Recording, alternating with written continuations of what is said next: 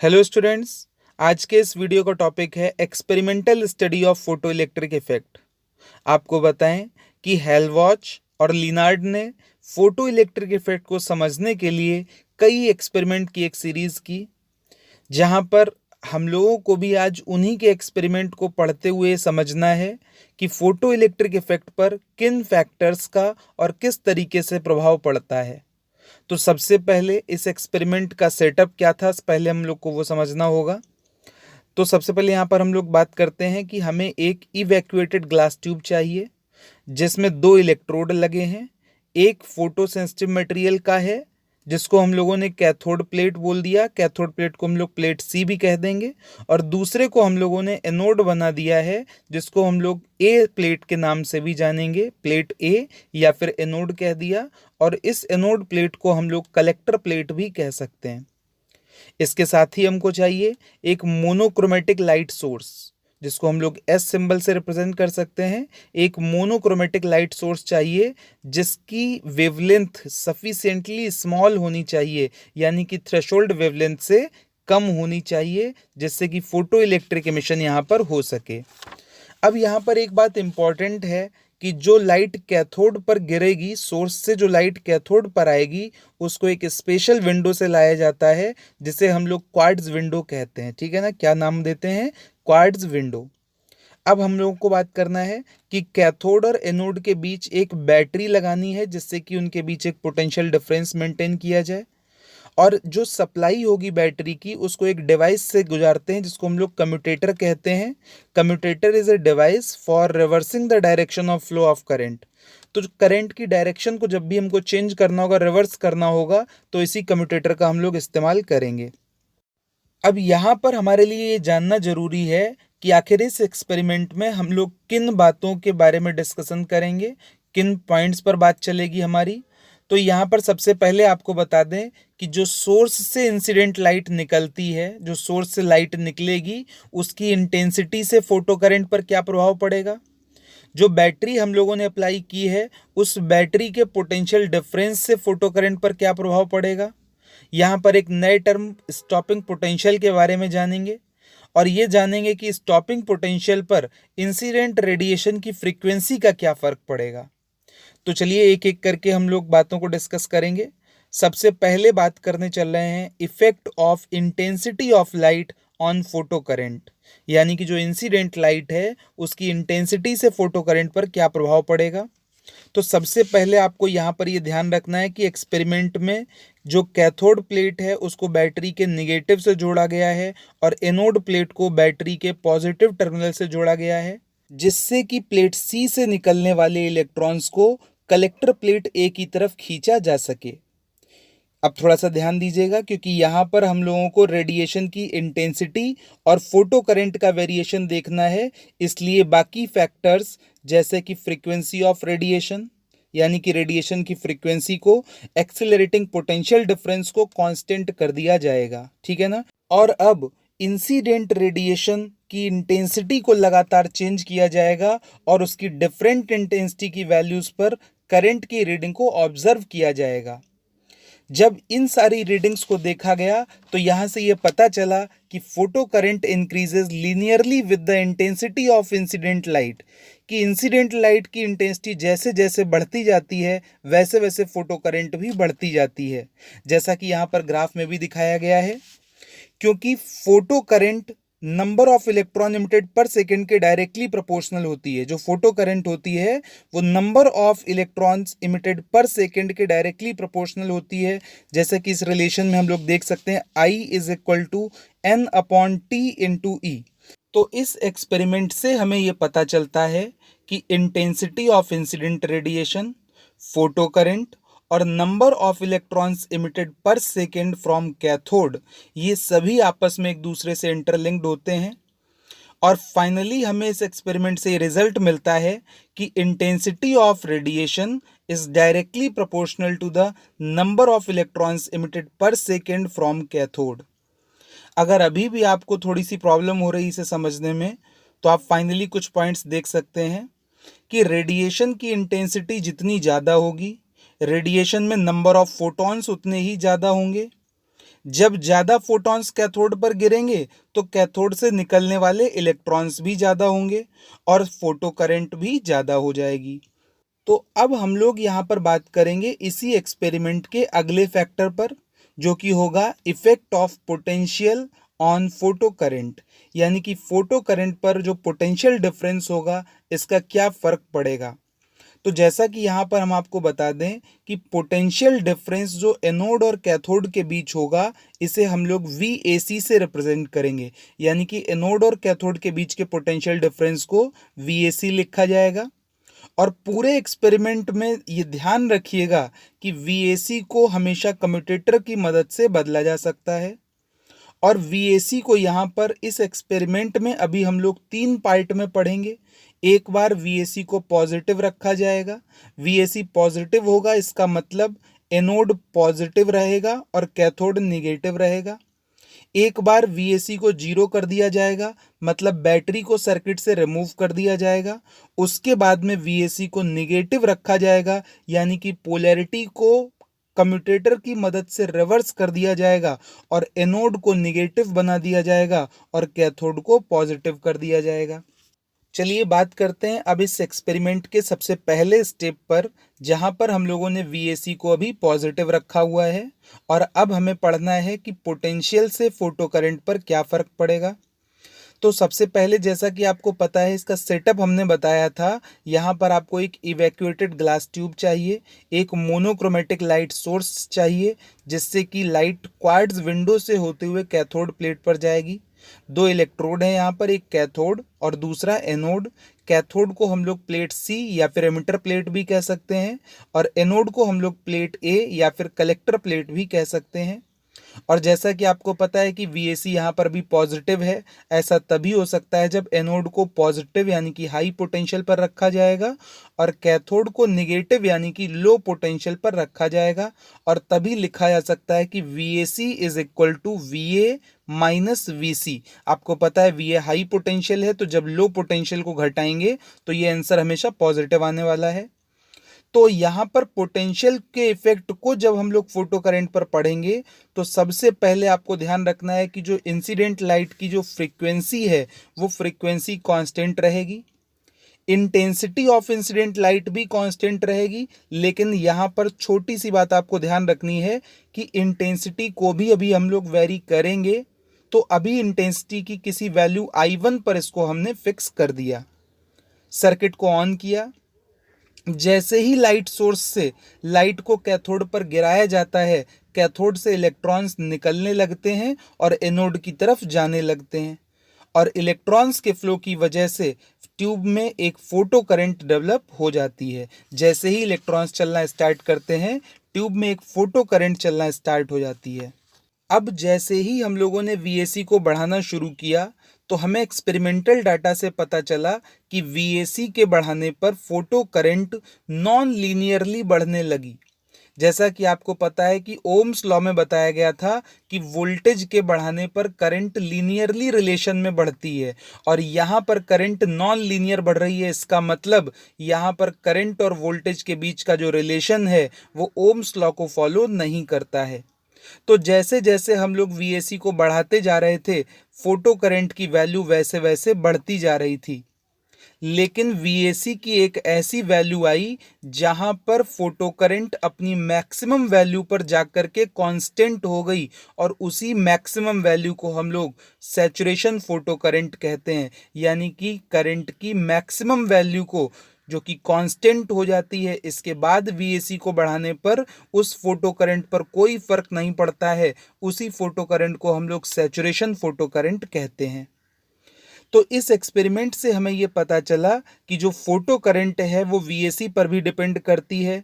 VAC के बढ़ाने पर सैचुरेशन वैल्यू तक फोटो करंट बढ़ जाती है और VAC के घटाने पर फोटो करंट घटने लगती है। जैसा कि आप इस वाले ग्राफ में भी देख सकते हैं कि VAC के घटाने पर फोटो करंट घटने लगती है और VAC के बढ़ाए जाने पर फोटो करंट बढ़ने लगती है। लेकिन VAC की एक ऐसी वैल्यू आती है जहां पर फोटो करंट अपनी मैक्सिमम वैल्यू पर जाकर के कांस्टेंट होती है, जिसे हम लोग सैचुरेशन फोटो करंट कहते हैं।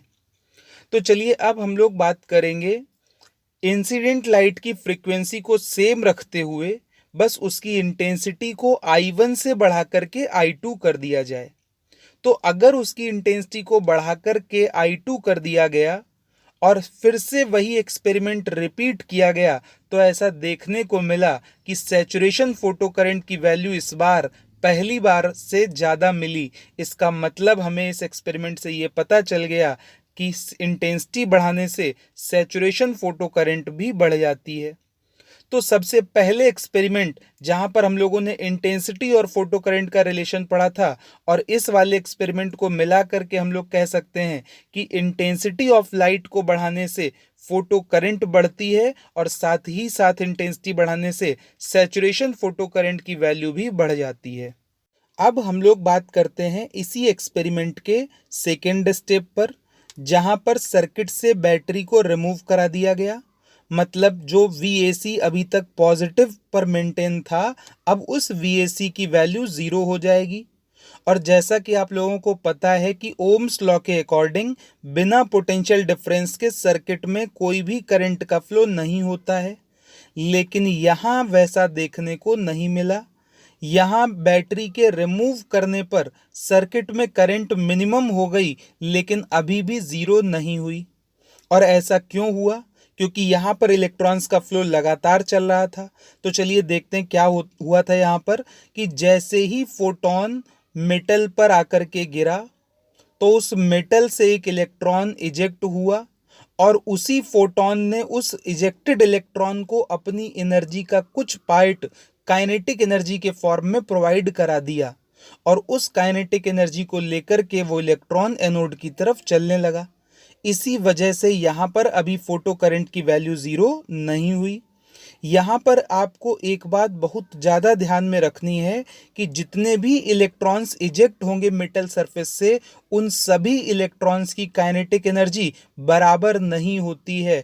कुछ इलेक्ट्रॉन्स की काइनेटिक एनर्जी ज़्यादा होगी, कुछ की सबसे ज़्यादा होगी, कुछ की इंटरमीडिएट होगी, और कुछ इलेक्ट्रॉन्स की काइनेटिक एनर्जी मिनिमम होगी। ठीक है ना? तो यहाँ पर काइनेटिक एनर्जी सभी इलेक्ट्रॉन्स के लिए बराबर नहीं होती है। अब हम लोग बात करेंगे इसी एक्सपेरिमेंट के स्टेप थर्ड पर, जहाँ पर VAC को नेगेटिव रखा गया है, यानी कि कम्यूटेटर की मदद से बैटरी की पोलैरिटी को रिवर्स कर दिया गया है। और इस वक्त एनोड को निगेटिव पोटेंशियल यानी कि लो पोटेंशियल से जोड़ दिया गया है, और कैथोड को पॉजिटिव पोटेंशियल यानी कि हाई पोटेंशियल से जोड़ दिया गया है। तो अगर यहाँ पर अब हम लोग VAC लिखेंगे, तो VA माइनस VC, जहाँ पर जब लो पोटेंशियल में से हाई पोटेंशियल घटाएंगे तो ये फैक्टर इस बार निगेटिव आएगा, और इसी निगेटिव पोटेंशियल डिफरेंस को यहाँ पर रिवर्स पोटेंशियल नाम दिया गया है। जैसा कि आप डायग्राम में भी देख सकते हैं कि यहाँ पर कैथोड को पॉजिटिव टर्मिनल से और एनोड को बैटरी के निगेटिव टर्मिनल से जोड़ा गया है, जिसकी वजह से एक इलेक्ट्रिक फील्ड कैथोड से एनोड की तरफ सेटअप हो गई है। आपको पता है कि जो इलेक्ट्रॉन्स हैं वो कैथोड से इजेक्ट होते हैं और एनोड की तरफ जाते हैं। तो उन इलेक्ट्रॉन्स पर इस बार जो एक इलेक्ट्रोस्टैटिक फोर्स होगा, वो इलेक्ट्रिक फील्ड से अपोजिट डायरेक्शन में लगेगा, जो कि उनके मोशन का अपोज कर रहा है। जैसा कि आप यहाँ पर देख सकते हैं कि इलेक्ट्रॉन पर फोर्स कैथोड की तरफ लग रहा है और वो जाना किधर चाहते थे? एनोड की तरफ। तो कुल मिलाकर के ये इलेक्ट्रोस्टैटिक फोर्स उनके मोशन का अपोज करेगा। अब जैसे ही इंसिडेंट फोटोन कैथोड पर गिरना शुरू करेंगे, वैसे ही कैथोड से इलेक्ट्रॉन इजेक्ट होने लगते हैं और एनोड की तरफ जाना शुरू कर देते हैं। लेकिन जैसा कि आपको पता है कि यहाँ पर एक रिवर्स वाइज वोल्टेज लगा है, जिसकी इलेक्ट्रिक फील्ड इलेक्ट्रॉन्स को एनोड पर जाने से रोकने लगती है, और उन इलेक्ट्रॉन्स पर उनके मोशन के अपोजिट डायरेक्शन में एक इलेक्ट्रोस्टैटिक फोर्स लगने लगता है।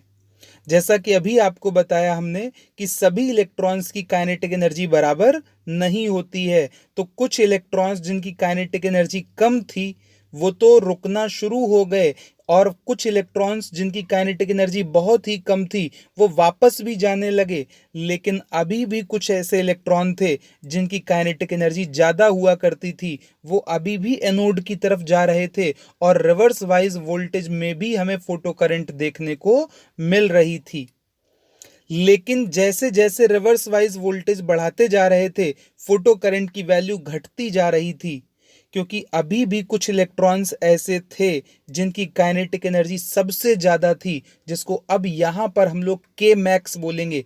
यानी कि जिन इलेक्ट्रॉनों की काइनेटिक एनर्जी सबसे ज़्यादा होगी उसकी काइनेटिक एनर्जी को यहाँ पर टर्म दिया जाएगा के मैक्स। तो अभी भी वो इलेक्ट्रॉन्स एनोड की तरफ जाते थे और अभी भी फोटो करंट की वैल्यू ज़ीरो नहीं हुई है। और अब रिवर्स पोटेंशियल को हमने इतना बढ़ा दिया कि वो इलेक्ट्रॉन्स जिनकी काइनेटिक एनर्जी सबसे ज़्यादा थी, जिसको हम लोगों ने के मैक्स बोला था, अब वो भी एनोड की तरफ जाने से रोक दिए गए। इलेक्ट्रॉन्स का एनोड की तरफ मोशन अब पूरी तरीके से रुक चुका है और सर्किट में फोटो करंट की वैल्यू ज़ीरो हो गई है। इसी समय जो रिवर्स पोटेंशियल होता है उसी को स्टॉपिंग पोटेंशियल कहते हैं। मतलब अगर आपसे पूछा जाए कि स्टॉपिंग पोटेंशियल क्या होता है, तो इसको आप लोग डिफाइन कर सकते हैं, the minimum value of reverse potential at which photo current becomes zero is known as stopping potential और कट ऑफ वोल्टेज। यहाँ पर स्टॉपिंग पोटेंशियल को हम लोग कट ऑफ वोल्टेज भी कहते हैं। वो मिनिमम रिवर्स पोटेंशियल की वैल्यू जिस पर फोटो करंट की वैल्यू ज़ीरो हो जाती है उसी को हम लोग स्टॉपिंग पोटेंशियल कहते हैं। और इस वक्त इस पोटेंशियल के द्वारा मैक्सिमम काइनेटिक एनर्जी वाले इलेक्ट्रॉन को रोकने के लिए जितनी एनर्जी अप्लाई कर दी जाती है उसी एनर्जी को हम लोग स्टॉपिंग एनर्जी कहते हैं। न्यूमेरिकली इस स्टॉपिंग एनर्जी की वैल्यू उस मैक्सिमम काइनेटिक एनर्जी वाले इलेक्ट्रॉन की काइनेटिक एनर्जी के बराबर होता है। इसको हम लोग लिख सकते हैं, stopping energy is equal to K max और is equal to E V naught. अगर हम जूल में लिखेंगे, याद रखिएगा स्टॉपिंग एनर्जी को अगर हम लोग को जूल में आंसर करना होगा तो लिखेंगे ई वी नॉट, और अगर सिर्फ वी नॉट लिख दिया है तो अब इसके आगे यूनिट लिखनी पड़ेगी इलेक्ट्रॉन वोल्ट। आइए अब इसी बात को हम लोग एक न्यूमेरिकल से समझते हैं। जैसा कि यहाँ पर एक सवाल दे रखा है कि अगर हम लोगों को 20 किलो वोल्ट का रिवर्स पोटेंशियल फोटो करंट को रोकने के लिए अप्लाई करना पड़ता है, तो बताइए स्टॉपिंग एनर्जी क्या होगी और maximum kinetic energy of ejected electrons क्या होगी। तो जैसा कि हम लोगों को पता है कि स्टॉपिंग एनर्जी का फार्मूला होता है ई वी नॉट जूल। इलेक्ट्रॉन की वैल्यू रखे हम लोग 1.6 इंटू 10⁻⁻19 और वी नॉट की वैल्यू गिवन थी 20 किलो वोल्ट। यहाँ पर किलो के लिए 10⁻³ लिख दिया, तो 20 इंटू 10⁻³ तो आंसर आ गया अपने पास में 32 इंटू 10⁻⁻16 जूल। या फिर इसको अगर आप डायरेक्ट चाहते तो लिख सकते थे केवल stopping energy is equal to V naught electron volt, यानी कि सीधा आंसर हो जाता है 20 किलो इलेक्ट्रॉन वोल्ट। इस बात को आप रिवर्स में भी समझिएगा कि कभी भी अगर आपसे कहा जाए कि एक इलेक्ट्रॉन की kinetic energy 20 kilo electron volt है, तो बताइए एक्सेलरेटिंग पोटेंशियल डिफरेंस कितना होगा। तो आप जैसे ही देखें कि स्टॉपिंग एनर्जी को इलेक्ट्रॉन वोल्ट में गिवन है, तो जो उसकी न्यूमेरिक वैल्यू होगी वही पोटेंशियल डिफरेंस के बराबर होती है। तो अगर यहाँ पर 20 kilo electron volt kinetic energy है, तो आप यहीं से तुरंत लिख सकते हैं कि 20 किलो वोल्ट का पोटेंशियल डिफरेंस अप्लाई किया गया होगा। अब अगर आपसे पूछे कि मैक्सिमम काइनेटिक एनर्जी बताइए इलेक्ट्रॉन की, तो आप सीधा सीधा बोल सकते हैं कि मैक्सिमम काइनेटिक एनर्जी बराबर होगी स्टॉपिंग एनर्जी के, तो इसका भी आंसर हो जाएगा 32 इंटू 10⁻⁻16 जूल। अब हम लोग यहाँ पर एक नए एक्सपेरिमेंट के बारे में बात करेंगे, effect of frequency of incident radiation on stopping potential.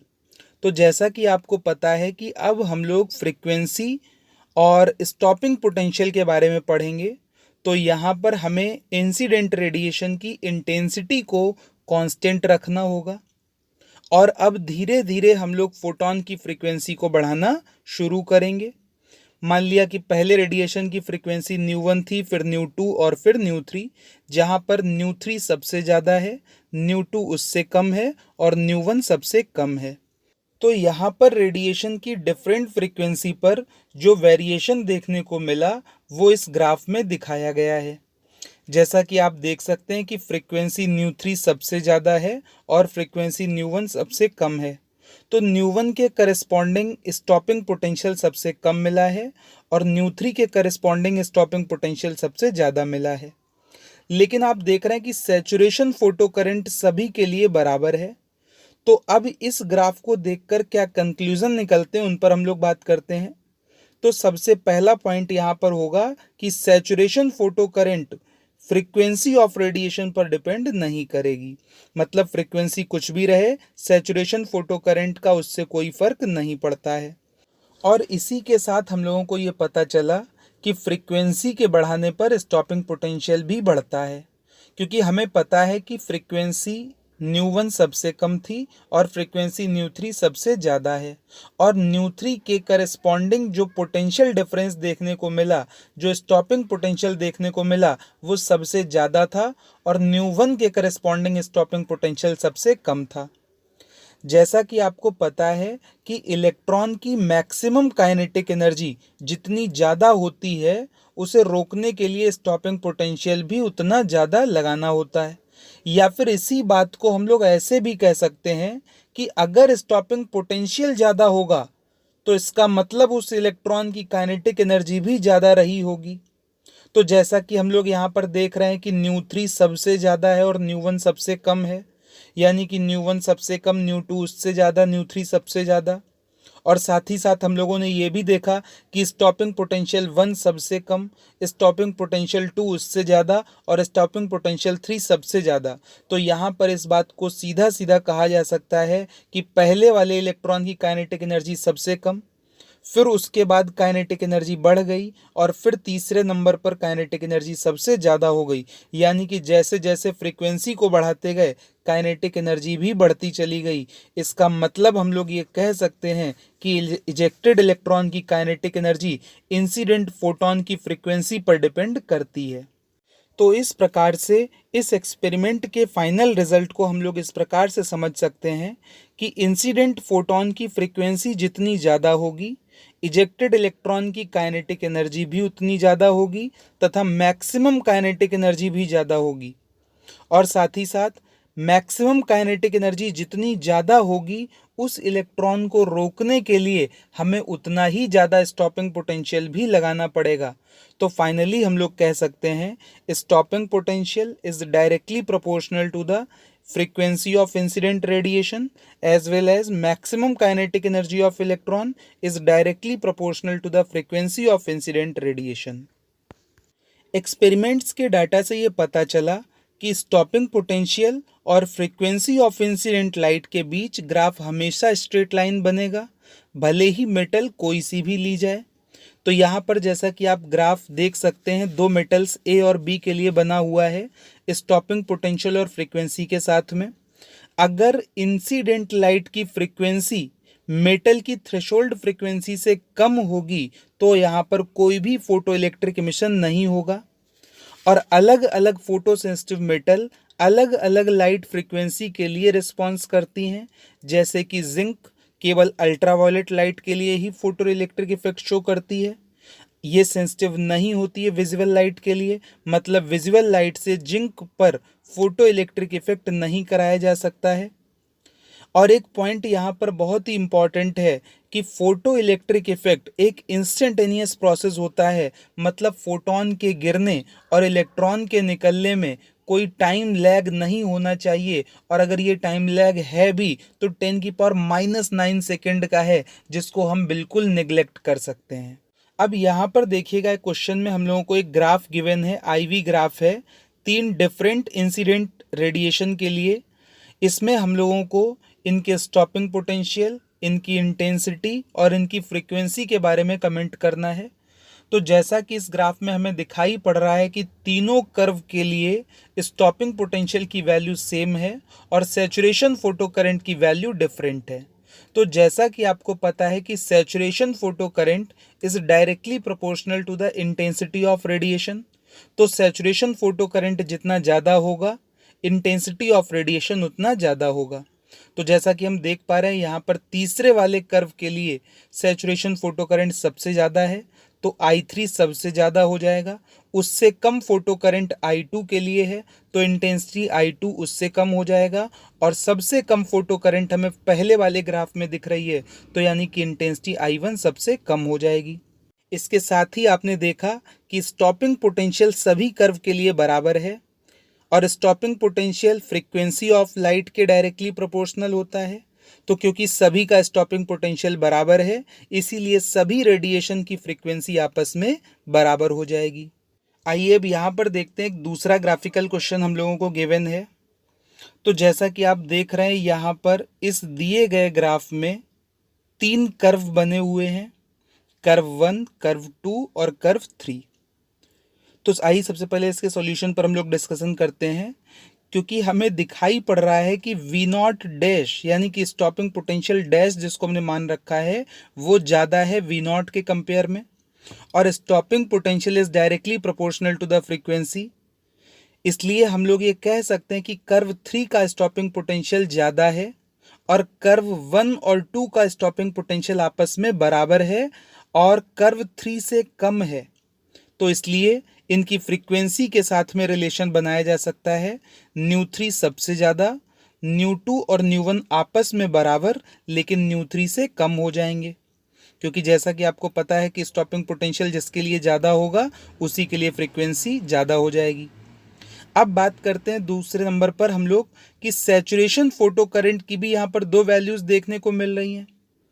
Curve 2 और 3 के लिए अगर देखें तो सैचुरेशन फोटो करंट आपस में बराबर है और कर्व 1 की सैचुरेशन करंट से ज़्यादा है। और जैसा कि आपको पता है कि saturation photo current is directly proportional to the intensity. तो इस प्रकार से अब हम लोग कह सकते हैं कि कर्व 2 और कर्व 3 की इंटेंसिटी आपस में बराबर और कर्व 1 की इंटेंसिटी से ज़्यादा हो जाएगी। अब इन्हीं सारी बातों को हमने एक टेबल में लिखा हुआ है, जहाँ से आप देख सकते हैं कि जो इजेक्टेड इलेक्ट्रॉन्स का नंबर होता है वो इंसिडेंट रेडिएशन की फ्रीक्वेंसी पर डिपेंड नहीं करता है, बल्कि इंसिडेंट रेडिएशन की इंटेंसिटी पर डिपेंड करता है। इसी प्रकार से इजेक्टेड इलेक्ट्रॉन्स की काइनेटिक एनर्जी इंसिडेंट रेडिएशन की फ्रीक्वेंसी पर डिपेंड करती है, उसकी इंटेंसिटी पर डिपेंड नहीं करती है। तो हम लोग कह सकते हैं कि इंसिडेंट रेडिएशन की फ्रीक्वेंसी जितनी ज़्यादा होगी, इजेक्टेड इलेक्ट्रॉन की काइनेटिक एनर्जी उतनी ज़्यादा होगी और स्टॉपिंग पोटेंशियल भी उतना ज़्यादा होगा। और साथ ही साथ इंटेंसिटी जितनी ज़्यादा होगी रेडिएशन की, तो इजेक्टेड इलेक्ट्रॉन्स की संख्या भी उतनी ज़्यादा होगी। इसके बाद हम लोग आगे आइंस्टीन के एक्सप्लेनेशन पढ़ेंगे नेक्स्ट वीडियो में। Thank you.